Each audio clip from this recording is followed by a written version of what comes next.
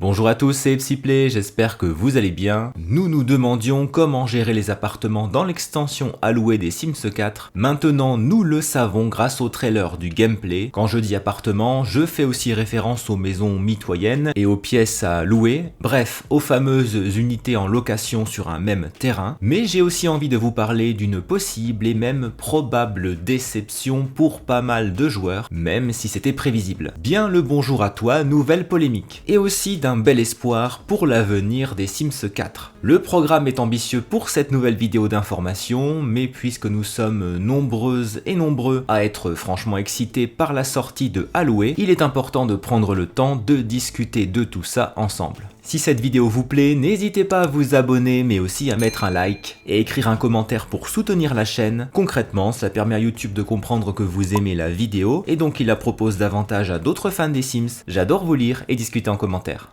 Le trailer du gameplay nous informe sur la manière de gérer les locations ou les unités, c'est le terme officiel pour désigner les pièces ou carrément les maisons qui seront louées à d'autres foyers sur un même terrain. Dans la vidéo, nous découvrons un terrain constructible sur lequel se tient un petit immeuble traditionnel. On débute avec le mode construction, l'appartement qui est délimité par les traits roses est déjà occupé par une locataire, et dans l'espace restant, vide pour l'instant, il suffit de délimiter des pièces et de créer de nouvelles unités qui seront autant de locations habitables. Ici, deux unités, la verte et la jaune, et voici ce que ça donne quand elles sont meublées en deux jolis appartements. L'espace restant, qui est un couloir, est défini comme un espace partagé dans lequel les locataires pourront se croiser et discuter, comme dans l'extension Vie citadine. Jusque-là, c'est simple. Maintenant, comment gérer les différentes locations? Eh bien, il faut cliquer sur le panneau rouge pour accéder aux paramètres de location, où nous définissons pas mal de choses. Le montant du loyer par jour, en haut à gauche, à côté de la durée du bail de location. Les étoiles correspondent à la notation qui dépend de la taille des logements, des équipements dont ils disposent, de la décoration et de la maintenance des équipements. Si les toilettes fuient ou si vous subissez une invasion de cafards, ça va baisser. Il est possible de fixer les règles de location à respecter concernant les événements sociaux, les bruits forts, un maximum de Sims qui occupent une même unité, la gestion des déchets et les fantômes. Les locataires fantômes, c'est moyen pour payer un loyer, c'est sûr. L'étape suivante, c'est la sélection des locataires. Plus l'évaluation d'un logement est élevée, plus les candidats seront nombreux. À vous de voir si leur profil correspond au logement que vous louez, le nombre de Sims dans la famille, les chambres demandées, ou encore le loyer maximum que les familles peuvent payer. En théorie, un bon choix de locataires réduit la possibilité de chaos dans nos immeubles. Pas sûr que je veuille moins de chaos personnellement, au contraire. En tant que propriétaire, c'est à nous de gérer les problèmes de nos locataires, tels qu'un lave-vaisselle à réparer, petit lave-vaisselle qui ressemble fort à celui de Passion Cuisine. Si votre locataire n'a pas payé son loyer à temps, charge à vous de lui réclamer. Vous pouvez même jouer à l'huissier de justice et saisir vous-même ces meubles pour vous rembourser. C'est horrible. Si les factures ne sont pas payées ou si les locataires ne respectent pas les règles, bon, lui il ne fait clairement aucun effort, vous pouvez expulser vos locataires. Puisque ce sont les Sims, il y a la possibilité d'avoir une deuxième chance. Après un bon gros nettoyage de cette porcherie, le locataire peut finalement rester. Nous voyons ici le chaos qui peut régner dans une location avec une révolte des locataires, une invasion de cafards et un autre genre d'invasion plus surnaturelle celle-là, mais là encore il y a toujours une solution pour régler les problèmes. Pour que votre immeuble ou votre location soit vraiment vivante, il faudra organiser des événements sociaux avec vos locataires. Comme à chaque sortie, les SimGurus ont apporté des précisions sur Twitter et vous savez que j'aime fouiller dans ces infos pour apprendre des choses et vous les partager. D'abord une reconfirmation à Jordi qui demandait le 16 novembre s'il serait possible de jouer en tant que locataire et pas forcément en tant que propriétaire. SimGuru Nova a répondu qu'il n'était pas du tout obligatoire de jouer en tant que propriétaire. Elle écrit aussi que la durée du bail n'indique pas à quelle fréquence est payé le loyer, mais cela correspond au moment où les locataires peuvent mettre fin à leur bail sans payer de frais supplémentaires. Les propriétaires peuvent apporter certaines modifications au bail. Si vous vous posez la question, le loyer doit être payé chaque semaine, comme dans Vie citadine. Clairement, on peut se faire un max de Simflouz en étant propriétaire. Sur le montant du loyer par jour, Tinkerbell espérait que nous puissions fixer le loyer à plus de 2400 Simflouz, ce à quoi Nova lui répond que c'est juste pour une seule location, multiplie ça par 3 ou 4, on rappelle que le maximum de location sur un même terrain est de 6, et même plus avec un code, je vous expliquais ça en détail dans cette vidéo. Nova dit que les limites de location avec un code de triche sont généreuses. Alors combien? 10 locations? 15? Plus encore?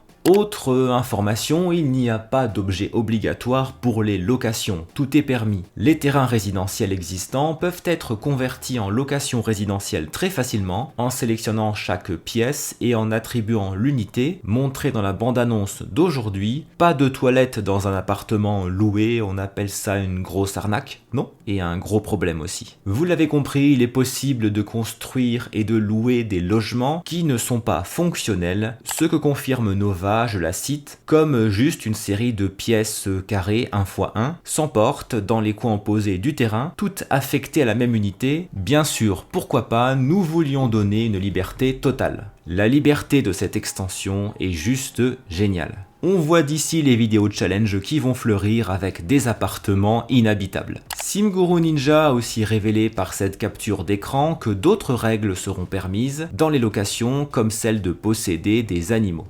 Et puis une sortie dans les Sims 4 est forcément accompagnée par son lot de polémiques et de déceptions, alors parlons-en franchement, mais calmement, c'est important. SimGuru Ninja a publié ce tweet le 17 novembre. Dans les locations résidentielles, vous verrez une unité active à la fois, ainsi que tous les espaces partagés. Si vous cliquez sur la porte d'un voisin, cette unité deviendra active, un peu comme vie citadine. Cela confirme ce que je vous disais dans d'autres vidéos, nous ne verrons pas les appartements ou les maisons de nos voisins sur un même terrain. Il sera nécessaire de toquer chez le voisin pour faire apparaître son intérieur, exactement comme dans Vie citadine. Si les choses n'étaient pas parfaitement limpides avec ce tweet, le compte officiel des Sims a publié ceci, afin d'optimiser les performances de ce pack pour tous nos joueurs, et conformément à la technologie actuelle vue dans les Sims 4 Vie citadine, vous pourrez voir les espaces partagés votre propre unité. Cependant, il y a un petit temps de chargement lorsque vous voyagez pour entrer dans les maisons des autres unités.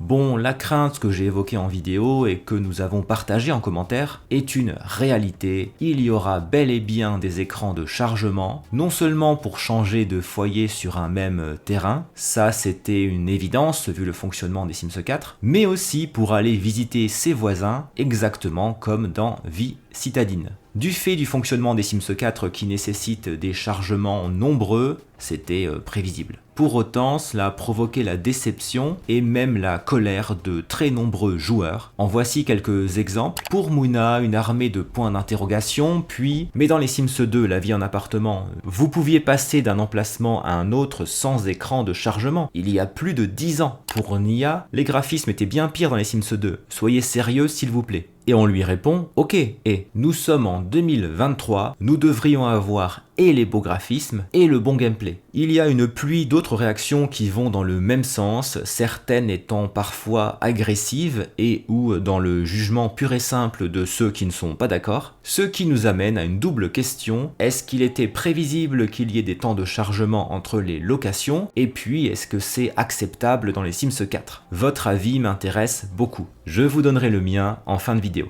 On dit qu'il faut garder le meilleur pour la fin, alors regardez ce tweet du 16 novembre. Bianca demande si les unités ne seront que résidentielles, car elle aimerait intégrer au restaurant ou au travail, dans ses locations, ou encore construire un véritable centre commercial. Et voici la réponse officielle des Sims qui laisse entrevoir l'espoir d'un futur contenu génial. Le nouveau type de terrain dans The Sims 4 Rent est celui des unités résidentielles locatives. Il ne s'applique donc qu'au terrain résidentiel, mais l'équipe est parfaitement consciente de cette fonctionnalité recherchée pour les terrains communautaire. Mitiva demandait à Nova si pas dans ce pack pouvait vouloir dire que cela pourrait être dans un autre pack un jour, et voici sa réponse. Cela ne confirme rien, mais c'est une demande de la communauté dont nous avons connaissance. C'est quelque chose que les gens veulent depuis un moment, c'est sûr. Ce n'est pas une annonce, mais c'est une piste que l'équipe du jeu pourrait et devra probablement suivre dans les prochaines années. Le développement des Sims 4 va durer, par conséquent il faudra vendre des packs avec des contenus que les joueurs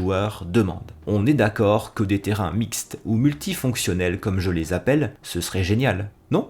Plusieurs questions demeurent sans réponse après la diffusion du trailer, par exemple sur le gameplay du marché de nuit, sur celui du sanctuaire pour animaux ou du jardin botanique. Pour en savoir plus, il faudra attendre le live. Le gameplay le plus significatif de l'extension, ce sont les locations résidentielles, c'est pourquoi le trailer est centré dessus. Nous pouvons aussi nous demander jusqu'où ira la compatibilité entre les packs à travers les règles de location. Par exemple, est-ce que nous pourrons interdire un appartement à des vampires ou à des loups-garous? Forcément, j'ai très envie d'avoir vos avis sur le gameplay des locations, sur la confirmation des temps de chargement aussi, et sur cette possibilité de terrain multifonctionnel. De mon côté, je n'ai honnêtement été ni déçu ni surpris par l'annonce des temps de chargement entre foyers parce que je m'y attendais. Je vous l'ai dit plus d'une fois, est-ce que j'espérais une amélioration du système comme beaucoup d'entre vous? Un peu, mais en étant parfaitement réaliste, vu le fonctionnement des Sims 4, je n'y croyais pas. La vraie surprise,